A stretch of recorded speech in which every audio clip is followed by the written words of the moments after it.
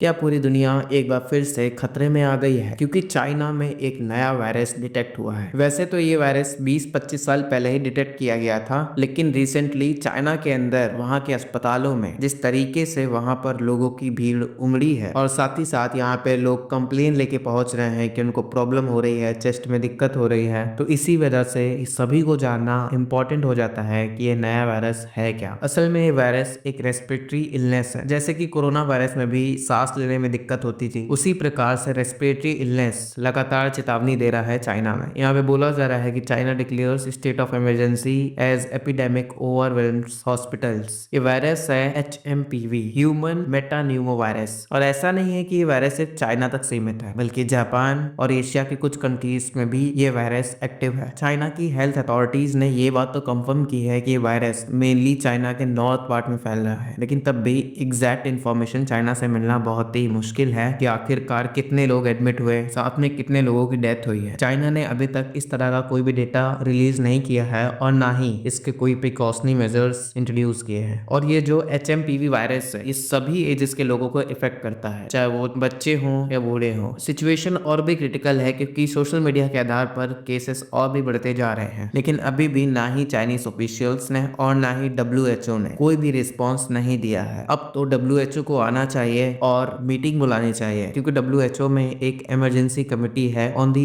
Epidemic. यहाँ पे अगर उन्हें लगता है कि ये एक वायरस एपिडेमिक में कन्वर्ट हो रहा है, तेजी से और फैल सकता है, तो ये मीटिंग बुला सकते हैं public health emergency of international concern पे। HMPV एक रेस्पिरेटरी वायरस है। जैसे कि कोविड के समय लोगों को सांस लेने में प्रॉब्लम हो रही थी, वही सेम चीज आपको यहाँ देखने को मिलेगा। जब हम रेस्पिरेटरी वायरस की बात करते हैं तो बेसिकली होता यह है, जब हम सांस लेते हैं तो वो एयर लंग्स में जाती है, तो लंग्स में एक पाइप जैसा होता है जिसको ब्रोंक्योल कहते हैं, और फिर उसके नीचे होता है एल्वियोली, जहाँ पे एयर जाती है और फिर ब्लड को ऑक्सीजन की सप्लाई मिलती है। तो यहाँ पे जो आप पाइप जैसा स्ट्रक्चर देख रहे हो ब्रोंक्योल, इसके अंदर म्यूकस जमा हो जाता है। इसी वजह से बोला जाता है कि जो बच्चे हो गए, एल्डर हो गए और वो इंडिविजुअल्स जिनका इम्यून सिस्टम कमजोर है, उनको सबसे ज्यादा प्रॉब्लम होती है। इस वायरस को इतनी जल्दी डिटेक्ट भी नहीं किया जा सकता कि HMPV है कि नहीं, क्योंकि इसको जो सिम्टम्स हैं वो बहुत ही कॉमन है, जैसे कि कोल्ड, फ्लू, फीवर, कफ, ये सब कॉमन सिम्टम्स हैं जिसको लोग नॉर्मल बीमारी की तरह भी ट्रीट कर सकते हैं। और प्रॉब्लम यहाँ पे ये भी है कि जो इस तरह के वायरस हैं, इनके ऊपर इतनी जल्दी